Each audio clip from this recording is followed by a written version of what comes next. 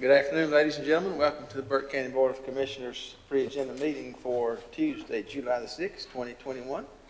Hope everyone had a good Independence Day holiday and looking forward to a new week coming on down. Welcome. We have everyone present except Commissioner Taylor. Do we know from him, Madam Clerk? Mr. Chairman, Commissioner Taylor called, and he is spending time with his family at the Taylor family reunion. Okay, thank you.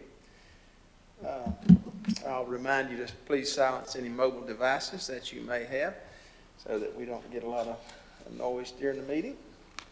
And I'll ask you to activate the microphone at the podium when you come to the podium to speak this afternoon so we can hear you and get a good recording of our meeting. All right, item number 2, approval of agenda. Gentlemen, you've had the agenda for review. I will note that the addition of consent item number 9, reappointment of Hickory Regional Planning Commission, was added. Hopefully you've seen that. I'll entertain a motion to approve the agenda. So moved, Mr. Chairman. Thank you, Scott. Those in favor say aye. Aye. Opposed, no. That's all of us, Madam Clerk. Item 3, presentations. This is from the Health Department, introduction of new local health director. This is a placeholder for our regular meeting. As you recall, our county manager has been named as interim health director for the next few days until the newly appointed director arrives on the scene, and so we'll look forward to introduction to him on at our regular meeting in July. Any comments you want to make there, Mr. Manager? No, sir, that's fine. Thank you. All right, thank you.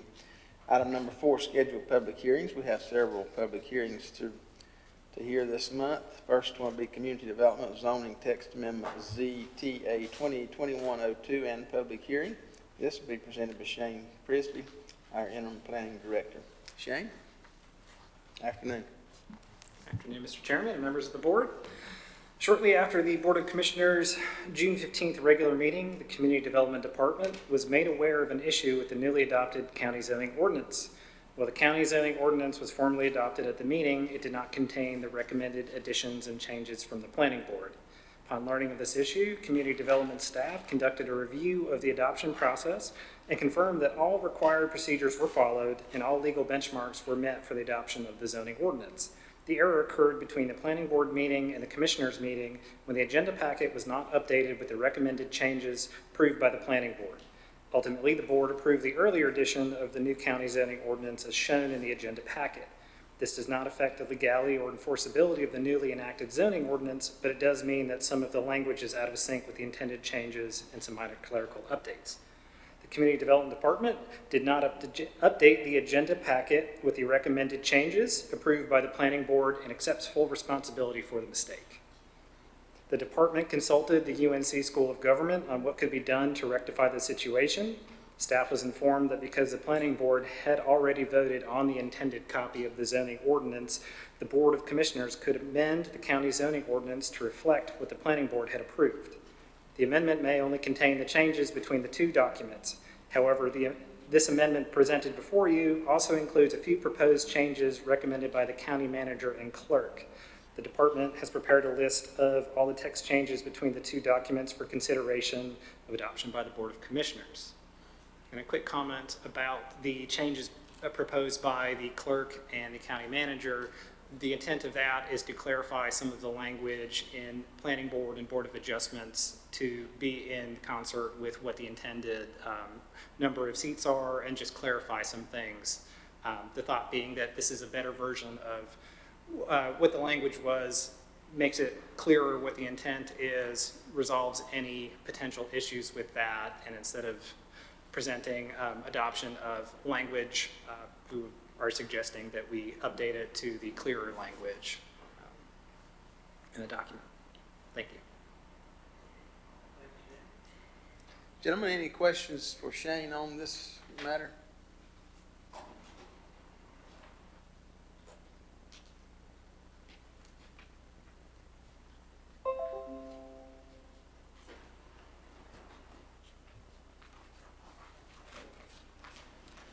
Shane, in reviewing this, all the red that we see here, if I understand correctly, are suggested changes by the clerk and manager. And I'm taking it that some of these other mark-throughs are things that didn't make it from the planning board into our previous agenda. Is that correct?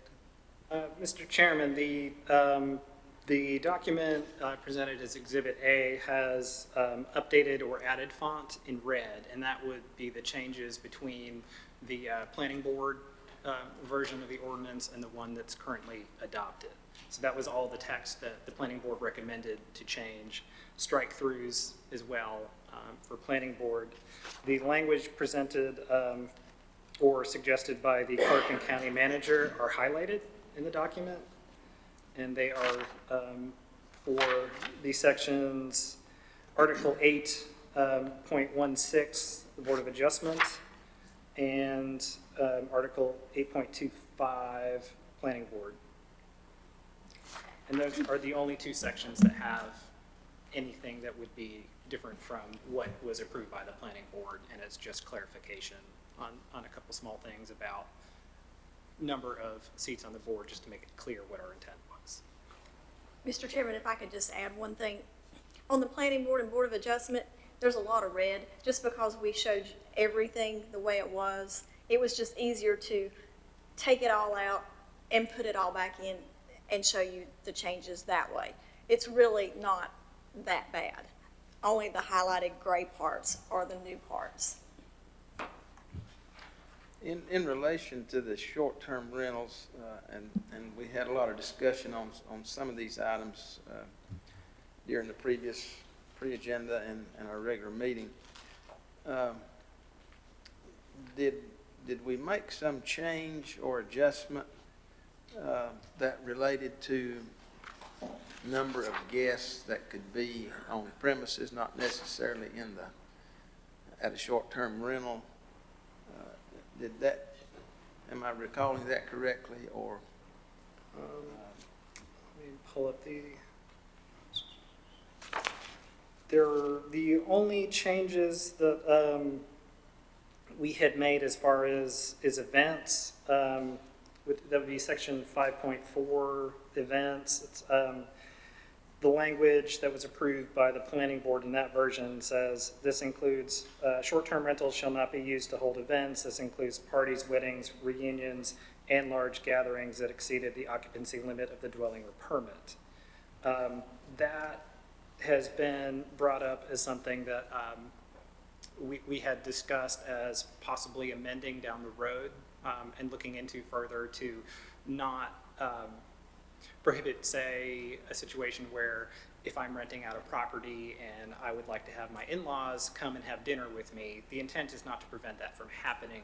The intent is to say, well, you're renting out the property, you're not supposed to be using it to hold large parties of 20, 30 people coming over and that. So we want to look into that language as we move forward to make sure that it's not, that it's being enacted in a way that is our intention. So that's one that what we're suggesting is bringing it up to what was in the planning board, which includes the and large gatherings that exceed the occupancy limit of the dwelling or permit, and continuing to monitor that with the person who brought it to our attention from the public to make sure that it is being enacted in a way that is our intention.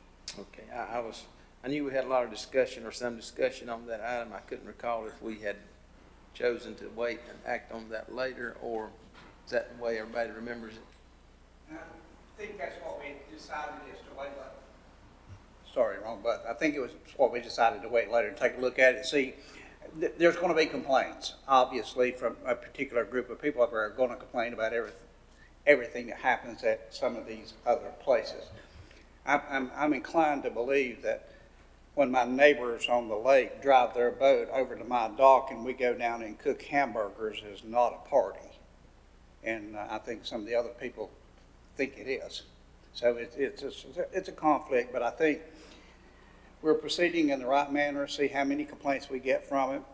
address it, and then if we have to modify this, I think that's the time to do it. And see, I'm hoping the neighbors will try to get along. Probably ain't gonna happen. I'm hoping that that's one of the things that may happen, and everybody can see this is not as bad. This is a great start. I mean, the whole ordinance is good, so, and this was if I recall correctly, Jennifer, this was about the only sticking point we had was that one thing, right? Yes, that was a major one with Yeah. one of the Okay. inhabitants of that area. All right. Any other questions, comments on this item? Mr. Chair, Oh, I'm sorry.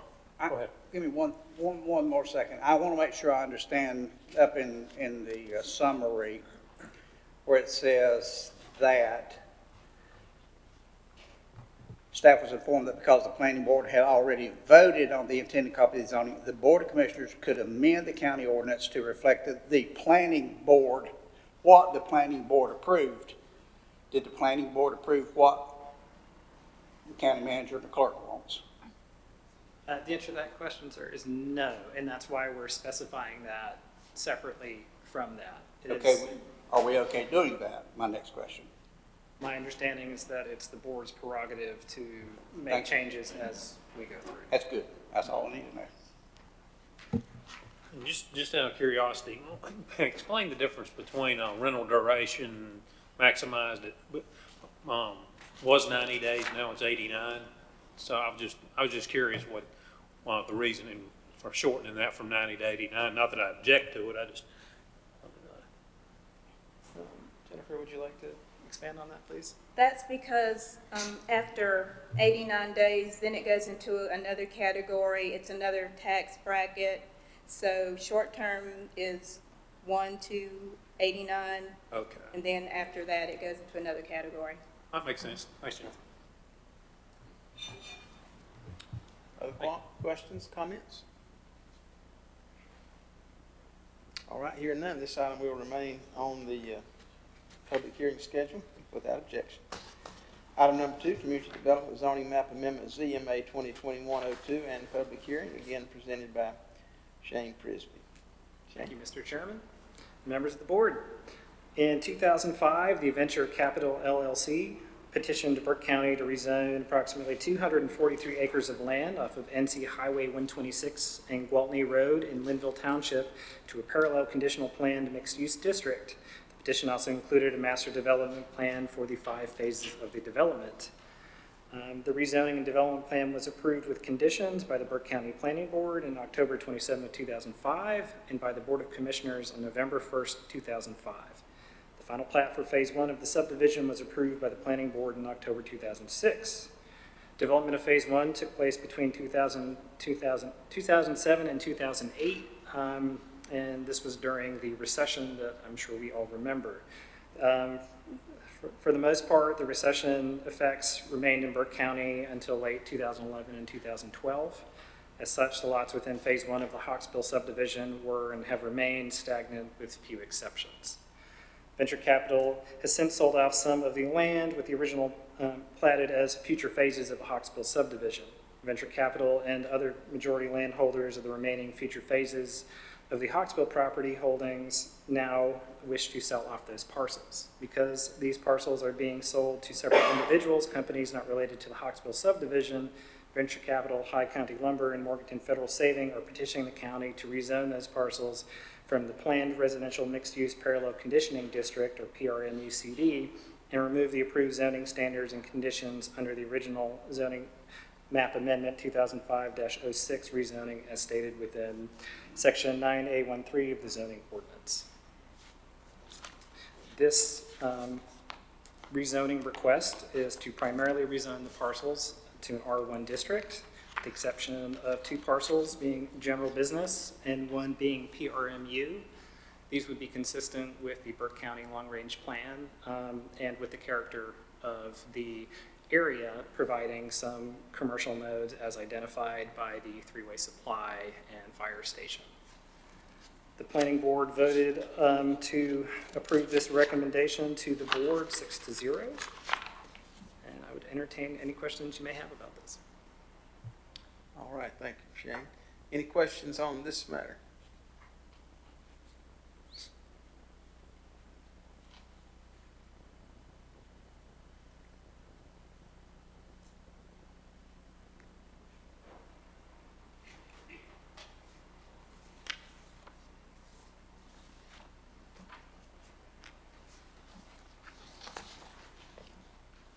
Shane, just for clarification, this rezoning, how would it differ from all the other zoning in this subdivision?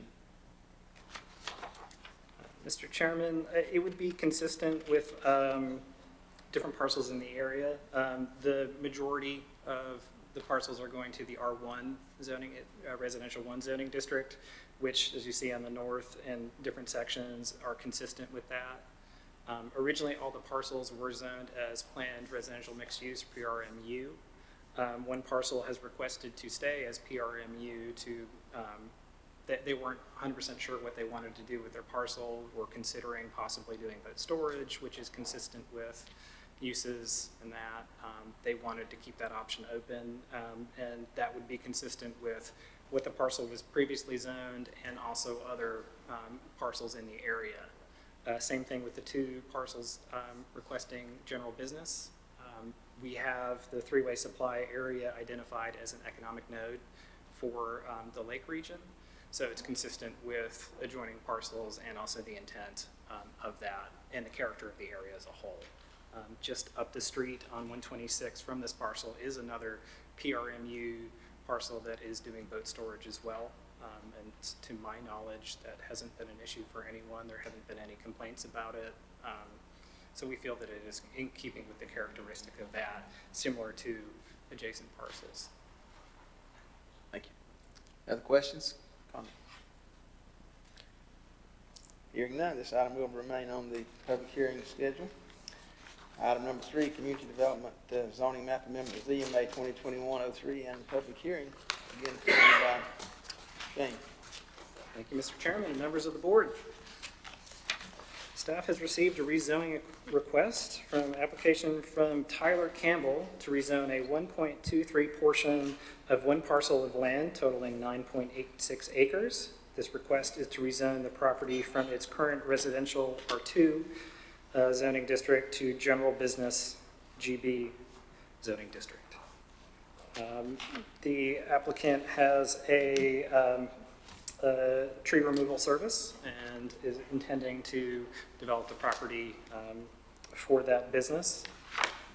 It is in keeping with the character of the area. It is a secondary growth area just beyond the Morganton city limits.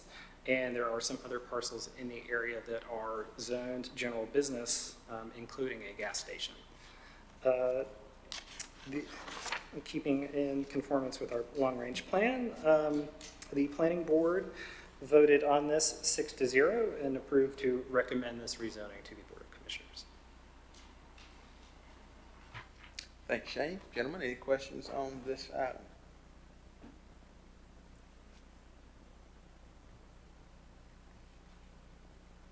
Hearing none, this item will remain on the scheduled public hearings. Thank you, Shane. Thank you, Mr. Chairman. This brings us to item 5, consent agenda this afternoon. First item on the consent agenda is Board of Commissioners designation of voting delegate for the North Carolina Association of County Commissioners Annual Conference. Gentlemen, you've had this item. Any question? I plan to attend. Who all plans to attend, Madam Clerk? John, everybody? Okay. We can also designate an alternate member. I would suggest vice chair, if unless there's problems with that. You okay with that? I can hold before that. Okay. All right. So we'll go with myself and Scott as designated voting, if that's agreeable with everybody. Hearing no complaint, we'll leave that as in that order without objection. Item number 2, Clerk, appointments of reappointments to Animal Advisory Board. Madam Clerk. Thank you, Mr. Chairman, members of the board. In your packet at your desk, you have updated materials for the appointments or reappointments to the Animal Advisory Board. Seat number 2, we have some terms expiring July 31st on the Animal Advisory Board. Seat number 2 represents veterinarian, and that is occupied by Dr. Linda Shakowski. Seat number 4, at-large pet owner, is occupied by Debbie Hawkins, who is currently the chair of the advisory board. In June, the commissioners added seat number 6 for a breeder, and in lieu of one of the foster rescue seats, and seat 8 was added as an at-large large animal owner. We have not received an application from Dr. Shakowski, so I have written that up to either reappoint or to remove her. Was hoping to have heard something from her by now, but I believe that it's probably her intent not to reapply. And we do not have any other applications on file for this seat. We have 3 applications on file for the at-large pet owner.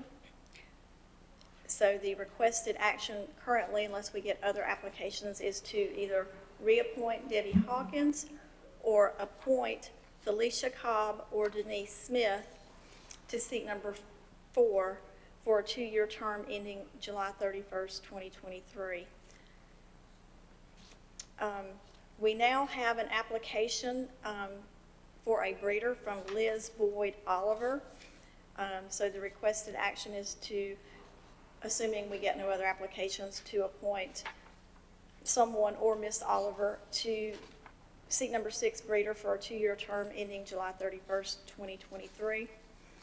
And we do have 1 application on file for the large animal owner that was received from Miss Tamara Robinson. She is the Director of Animal Assisted Therapy at the Riddle Center.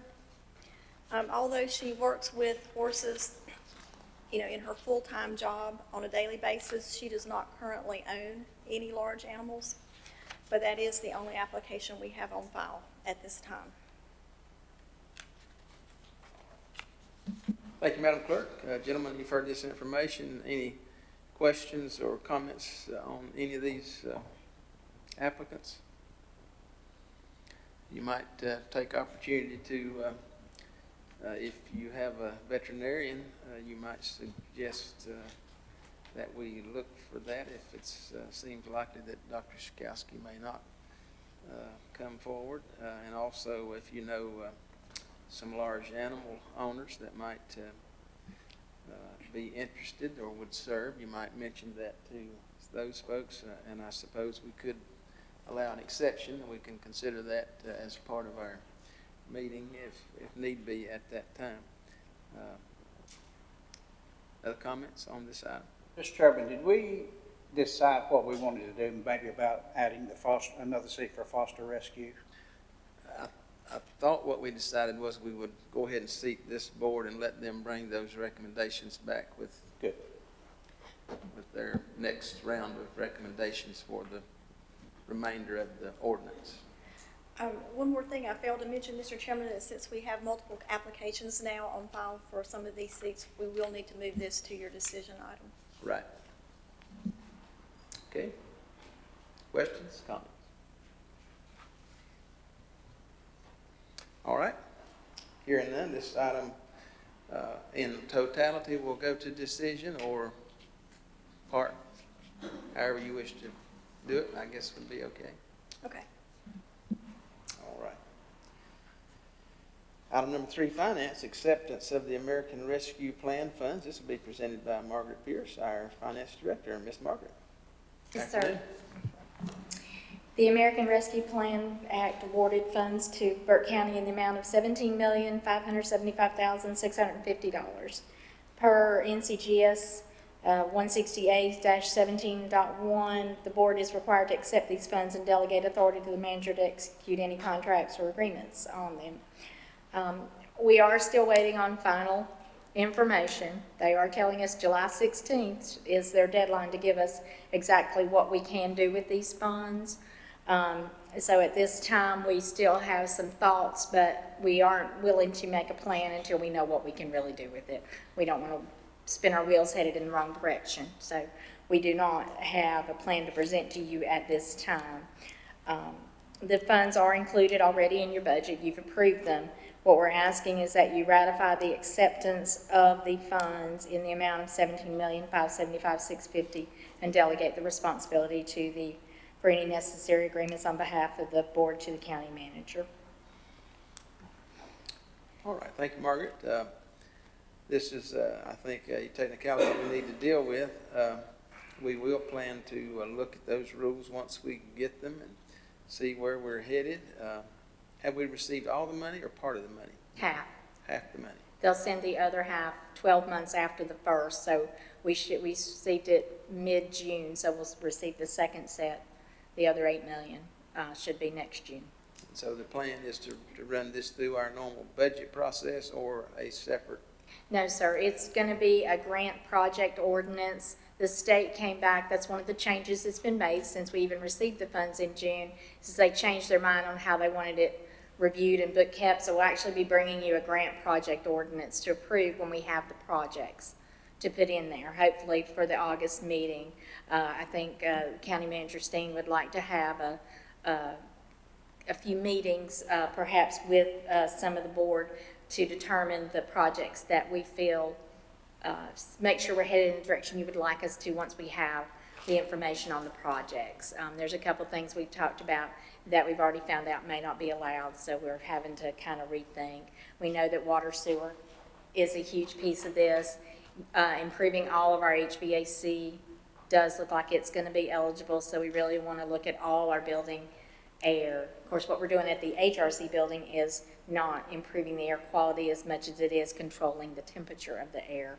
But the rest of our buildings, we need to really evaluate what can we do to make sure that it's being filtered correctly, that we're doing everything we can to keep it circulating appropriately. If we need to redo zones, all that should be allowed to make sure that we have the freshest air possible for our citizens and staff in our buildings. So we'll be probably presenting a chunk of money to go toward HVAC renovations in all buildings.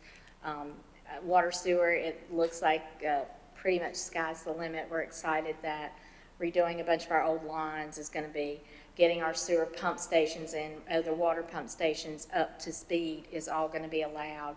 Technology improvements on the alarm systems so that we know if there's overflows immediately and how to handle those should all be, right now, they're all okay. So we're really going to look at what we can do to get that system to where it should be, to make sure it's the best water and safest conditions, that nothing's overflowing into creeks or anything like that. But again, so far, since it first came out May 23rd, what was the final rules May 23rd has been updated 5 times as of last week. Once back to back, 2 different, 23rd and 24th of June. It was, so they're doing just like they did with our other funds, our CARES Act funds, that they're changing the rules daily. But what they're telling us is when they give us the rules, the ultimate end, July 16th, they swear they're not going to change them again after that. I'm going to go hold my breath. But at least we should have a much firmer idea of what's allowable and not allowable. Certain things to general county buildings they're saying is going to be allowable, but they won't define yet what that means, other than it can't be. For example, we were looking at some things at the courthouse, and they said because court backups are theoretically temporary, that would not be allowed. So we're having to rethink, okay, there's some other options we can do to maybe make some improvements there for the overflowing courts, because really we need that regardless of the backup. So We're hearing from a lot of nonprofits that they are believing that some of these funds will be possible for their purposes. Any thoughts on that?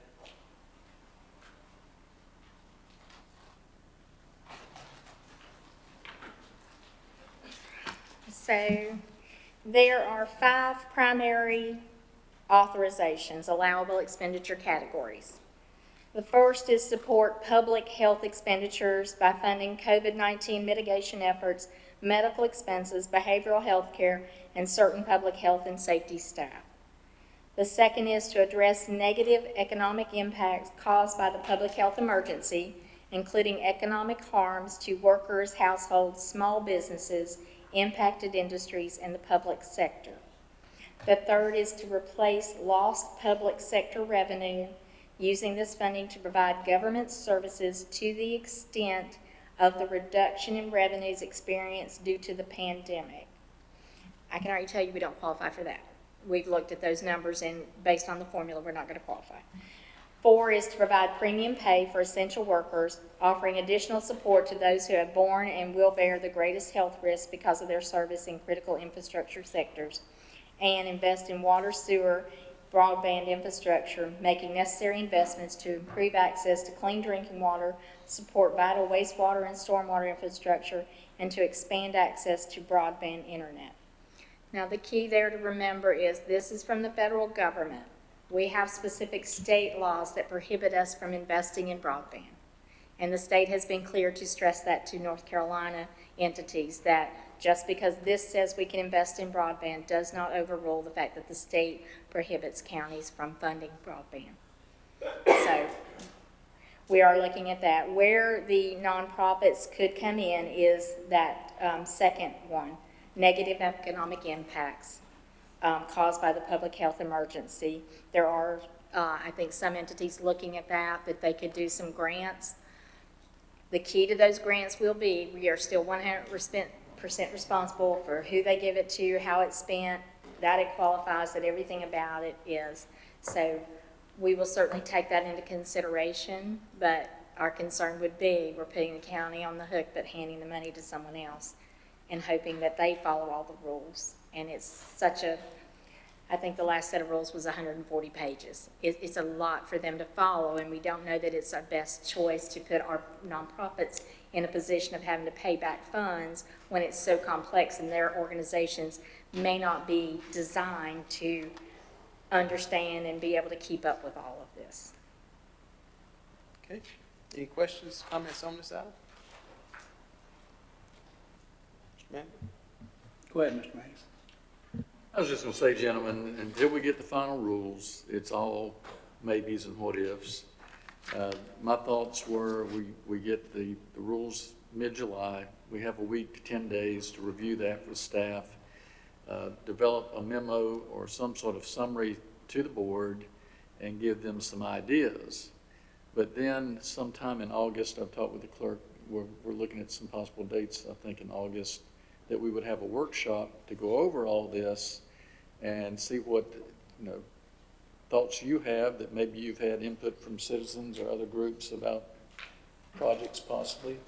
And for the board, if we need a second workshop after that, until we get to where the board is comfortable and we identify what we want to do and we believe it truly complies with the latest version of the federal rules, then we'll go forward. And we have until December 2026, I think, for the projects to be completed. So we got a little time, but and we want to do things right and allow for good input and consideration, and then hopefully the best possible outcome for our community with the funds that are available to us. And to add to that, I want us to make sure we keep up, because you and I attended the same meeting last week where the governor made his recommendations for what the state money might be, and there's a lot of matching funds. So I want to make sure we don't obligate ourselves to a project, tie it in, take the minutes, and then we don't get the matching funds, because that's kind of open-ended. So let's make sure that we we understand what the governor is saying, because it was rather broad in a way. Yes, sir. It was not clearly defined either. There's conversation that we could use those and use some of our money as matches, but it wasn't clear what percent of match or how that would work, or would you apply, or is it a given? So again, we're really, really trying to stay on top of Monday, Tuesday, Wednesday of last week. There were 6 different online things on this. One was 4 hours, the others were much shorter. So Scott Cook, the Deputy Finance Director, and I are trying to do every one of these either together, or if I can't do one or he can't do one, we're doing them anyhow. So we are really doing our best to stay on top of this. There's a full blog site on the School of Government that we're both linked into. We're seeing those updates as they come out. We're really trying hard. We have other staff. Peter sent me something that he saw to make sure we are getting all the information. We encourage anybody that sees something, feel free to send it. We'd rather see it twice than not at all. But it's a tremendous amount of information out there, and and rules and regs. You'd think lawyers wrote this stuff. It's so bad. Well, Carol Melancy knocked me down when she didn't decide when she made the presentation about counties can't do anything about broadband because it's against state law. Now, there is legislation in the General Assembly as we speak trying to be passed to get, the ironic thing about it is municipalities can play with broadband, counties cannot. So if the legislation does get passed and changed, that may give us a little bit of latitude to do something with broadband. And I'm really disheartened to hear that there's not much we're going to be able to do as far as the broadband side. There are things to take a look at, but we have to be very, very specific with what we do with it. Other questions, comments? All right, hearing none, this item will remain on consent agenda. Item number 4 comes from Finance also, Master Plan Space Needs Assessment Contract. Ms. Margaret. As we spoke before, we realized 2 years ago that our big focus really has to be on getting our buildings in order. And then the next thing you know, we meet in February of 20, and then next thing you know, the pandemic hits and everything kind of goes a different direction. So we really got refocused on this and we put out our RFQ to find different companies that do this. We had 6 different companies submit proposals to us. We had a selection committee that included Brian, the esteemed county manager, myself, Mark Delahunt, the general services director, Scott Black, the IT director, and then Brian Neeft, our purchasing agent. He'll be kind of our point person on this, so we wanted to make sure he was in all of it. Scott was there because a lot of this is going to depend on what you can do infrastructure IT-wise with buildings. Mark, because of the physical part of the buildings. We're also doing a space needs to determine from a people perspective, what space do we have in buildings? Are we using it the best for our people? Which buildings are we going to outgrow faster than we think? And we looked for a company that could tell us all of that.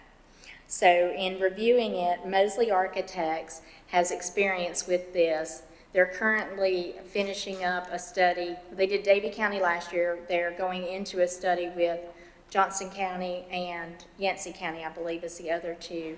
They had the most experience at doing this, and one of the few that really had a focus on the space need piece, not just the facilities part. This is really 2 things we're looking at. What buildings are we going to outgrow, or have we already outgrown, such as maybe the HRC, and what can we do with the space we have to best use it.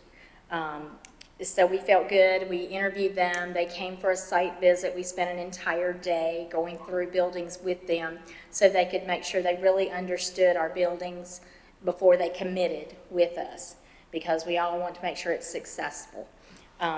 We did negotiate with them on pricing. The pricing they gave us is $185,000. This should be done within 6 months. We hope it's done within 4. We will also actually focus them on some of our roof and HVAC needs so that we can push those frontwards in our budgeting and in our conversations about the American Rescue Plan Act funds. We reviewed recommendations from other counties that have worked with them on the similar plans and felt like this was where we needed to be. Question? Questions, comments? All right, hearing none, this item will remain on the consent agenda. Item number 5, General Services, Solid Waste Division, Labella Associates Annual Services, presented by Mark Delahunt. Mark, afternoon. Yes, this contract is a contract that's reviewed annually for approval, and Labella Engineering, formerly Joyce Engineering, which y'all may be familiar with, has been doing business with the county for over 20 years that I know of. They assist the county with maintaining compliance with the Division of Solid Waste. Much of the contract includes actual field work such as water sampling, landfill gas monitoring. In addition to the field work, the contract includes submittal of that information that they've gained in the field to the state in the proper format that they require. And like I said, they've done a good job for us, kept us out of hot water with the state, so I'd like to see us move forward with this. All right, thank you, Mark. Gentlemen, any questions on this item? This is an item we see on a regular basis. It is a necessary part of the operation at the landfill. Any questions, comments? Mr. Chair, just one question, because they do a great job, and we've used them for quite a while. Is the cost roughly the same as it was last year? Have they gone up much? I can't recall what we paid. The requirements vary somewhat based on what the state requires. Some stuff we test for or whatever, maybe once every 3 years, so it does vary. Okay. I'm not sure what it was last year. I should have been prepared with that, but I wasn't. But That's okay, yeah, but it does vary somewhat. Yes, sir, based on what the state requires year by year. Other questions? Ma'am? Mark, this is a 1 year, so. That if is correct, For some yes. reason, we want to change directions next year, we're only for 1 year, so it gives us a little more leverage if we're not thinking we're being treated quite right. Have no reason to believe that we aren't, but again, this is on a 1 year, so if later on we see some things a little differently, we can take a different path. Correct. Like I said, they've done a good job in the past. I was curious. Thanks. Thank you. Mr. Vice Chairman, if you give me just 1 second, I can tell you what we paid last year. It was 195 was last year's contract. 191. 191? Oh, okay. So their scope of work obviously was more last Well, year. another little add-on part, yeah, so it's probably the higher number. Okay. Thank you. Other comments? All right, hearing none, this item will remain on consent agenda. Thank you, Mark. Item number 6 comes from Partners, a joint resolution of the boards of County Commissioners of Burke, Catawba, Cleveland, Gaston, Iredell, Lincoln, Rutherford, Surrey, and Yadkin counties, and approval of amended bylaws, and this will be presented by Tara Conrad. Tara, afternoon. Good afternoon. Thank you, Mr. Chairman, members of the board. Thanks for allowing me to come and give a brief update.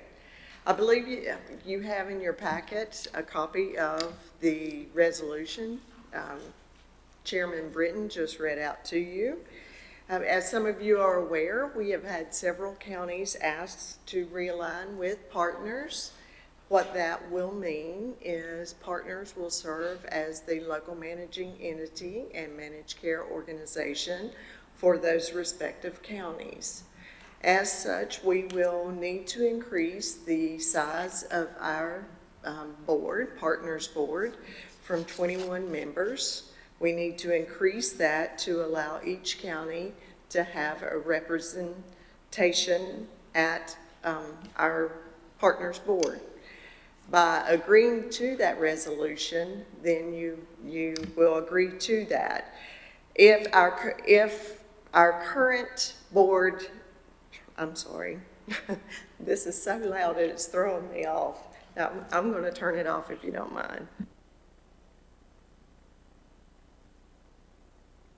So without this resolution, we'll be capped at 21 members. So our new counties would be competing with our current counties for a seat on our board.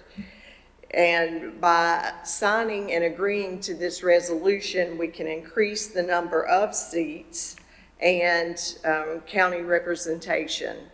North Carolina statute allows for an increase in membership if all of our county boards of commissioners agree to that, and if the Secretary of Health and Human Service agrees to that, and if our total population in our service area is over 1.25 million individuals, and we will meet those requirements. So with that, I will entertain any questions. Okay, thank you, Tara. Gentlemen, any questions on this item? This is an item that the Partners Board has been reviewing for some time. We've had folks wanting to come into this LME, and that speaks well for our organization.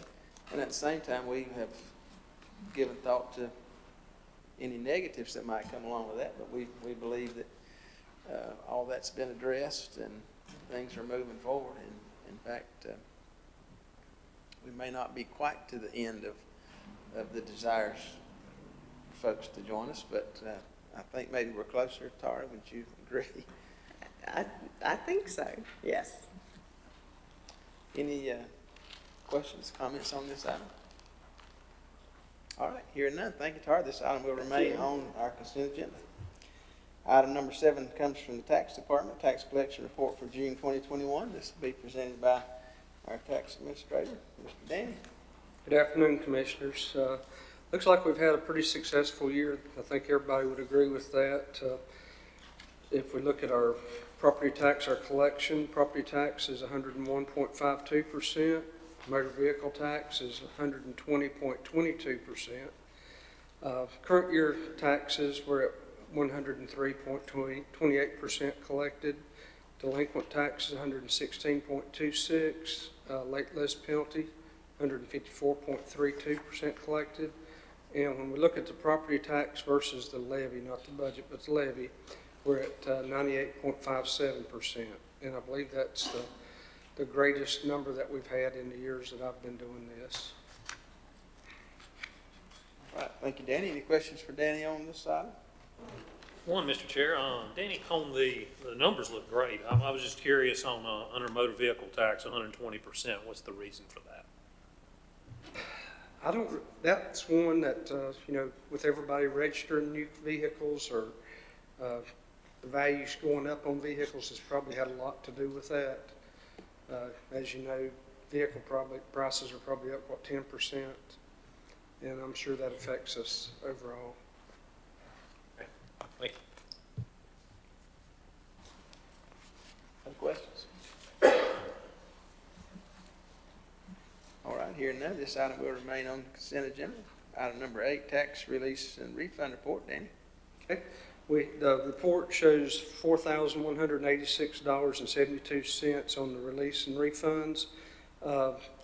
We had $2,242.55 rebuild, which gives us a net release of $1,944.17. Excuse me. We had $239.49 in actual refunds. In vehicle tax, we had $149.60 in refunds.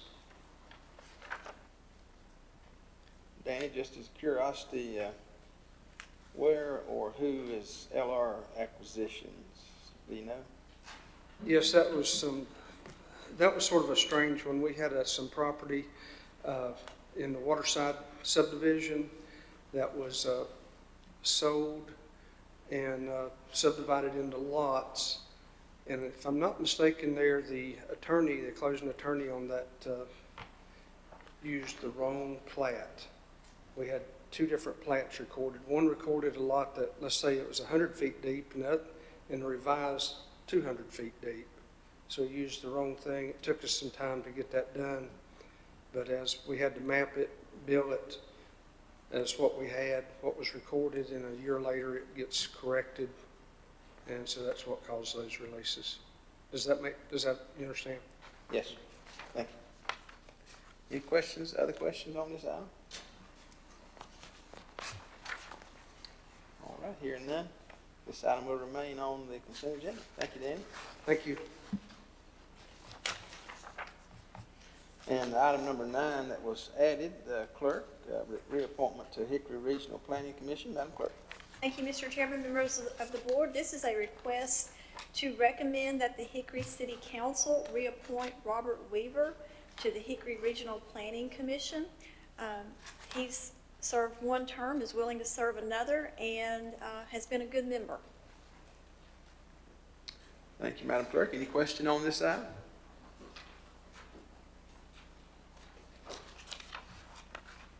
Seeing here none, this item will remain on the consent agenda.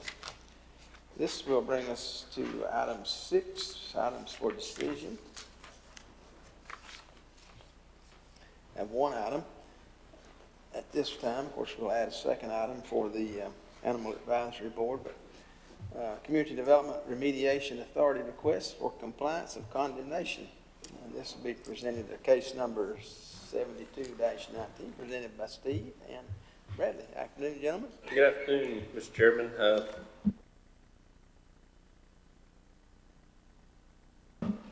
All right. Can you guys, can you turn the volume down just a little bit? We're getting a lot of echo and.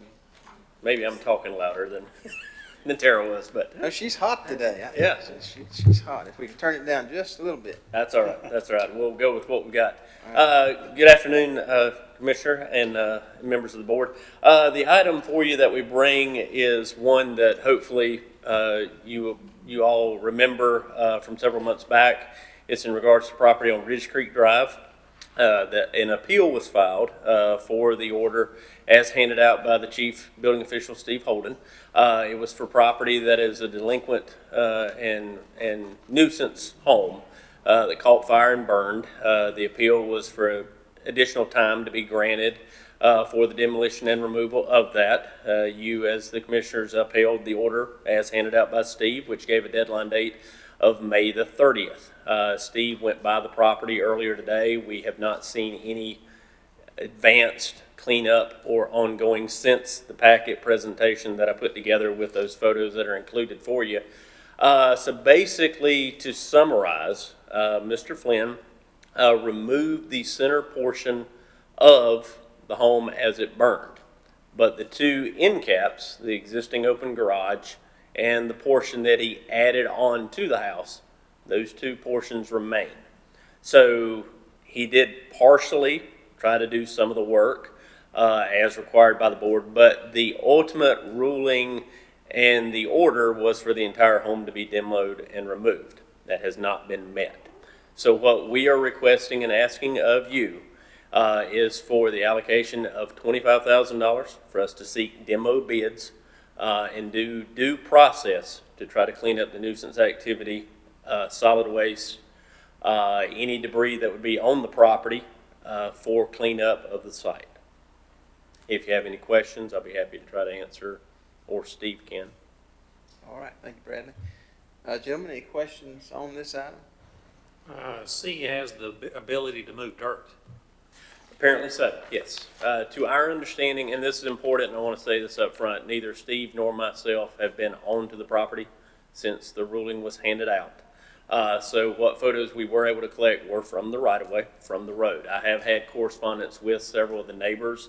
To our understanding, there was a couple of days where equipment was rented after the ruling and the deadline date was handed out. Those, to my understanding, were done through Sunbelt Rentals. He rented a piece of equipment, a couple of containers from Republic. That led to the point of what that would be there. During that time when the equipment was rented out, that's when the dirt moving went to happening. Now, I think that the dirt was moved in certain capacities to act as a fence. Rumors are also that some of the debris has been dumped in the back of the property. Once again, can't verify any of that. Haven't been onto the property. If this is granted and if bids are sought, we would certainly seek out an administrative warrant to go onto the property for those validations to see what is actually the scope behind the house. If it's in fact buried, that may be a bigger concern to there. The money request for the dollar amount that we are looking at is because the amount of solid waste and debris that is on the property is far beyond what would normally just be the standard foundation of a house.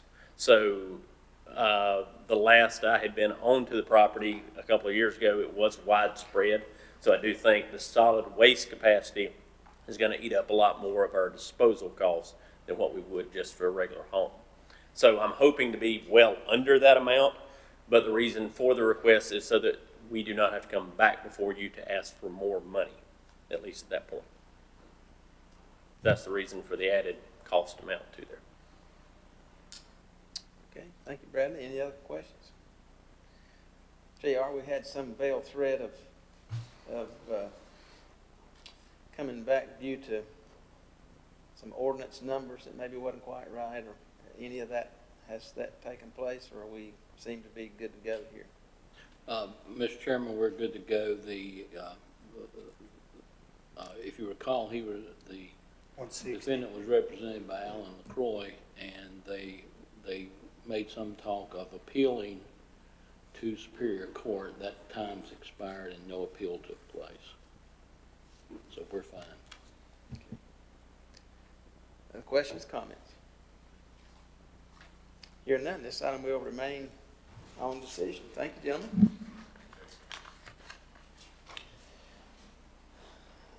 brings us to item number 7, reports.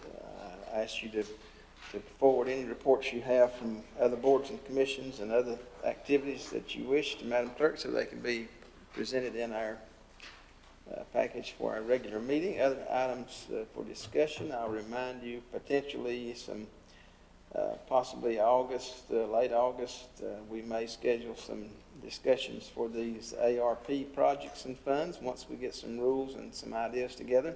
I would encourage you to give some thought or if you've had comments from other folks about, well, you ought to be doing this or you ought to be doing that, make a few notes, and we need to be discussing those at the proper time. As always, don't litter. I see constantly stuff blowing out of the back of pickup trucks. I don't know why folks think I can throw my trash in the back of the truck and it'll stay there. Maybe they don't think that, but it doesn't stay there because I see it blowing out of the truck all the time. So I would remind everybody to please keep your trash contained and don't throw it out, and pick some up if you will do that as well. Spay and neuter your pets. Adopt a pet from the Animal Services folks. We got an adoption event taking place on Friday, July 30th and Saturday, July 31. I would remind you of those dates. If you're looking for a cat or dog, looks like might be a good time to look for one. And we've got some birthdays. Commissioner Carswell has a birthday in a few days on the 11th. That's incorrect. I stopped having those last year. And another fellow a little bit later on's got a birthday, so we'll just keep that in mind. All right, we do have need for a closed session today to discuss threatened and pending litigation, to preserve the attorney-client privilege, to discuss economic development matters, to discuss contractual matters, and to discuss personnel matters. And so I will entertain a motion to go into closed session pursuant to NCGS 143.3, 1811A, 3, 4, 5, and 6, and invite Nate Hall, Rhonda Lee, and Alan Wood to join us in closed session. So moved, Mr. Chairman. Thank you, Commissioner Abley. And we'll take just a couple minutes and convene in closed session. Mr. Chairman, can I have a point of personal privilege before we go? Mr. Manager, I want to again commend our animal services staff. I think everybody on this board is aware that my dog Jasper, something happened to him over the weekend, but our staff, they found him.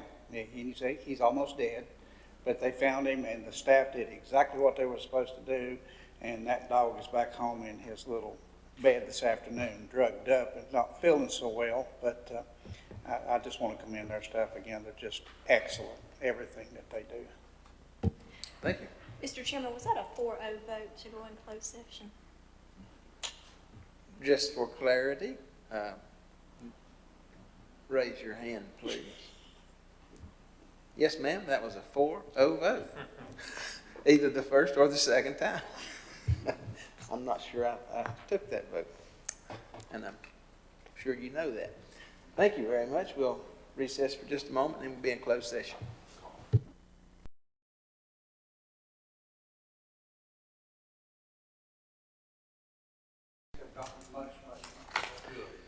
Okay, gentlemen, we had a proper motion come out of closed session, and this time we'll consider ourselves back in open session and entertain a motion in relation to personnel matter or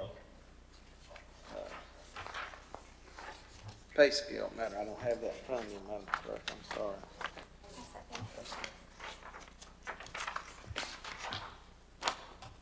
Mr. Chairman, I move to revise the Burke County Personnel Policy, section number 3.07, effect of labor market conditions on a position as follows.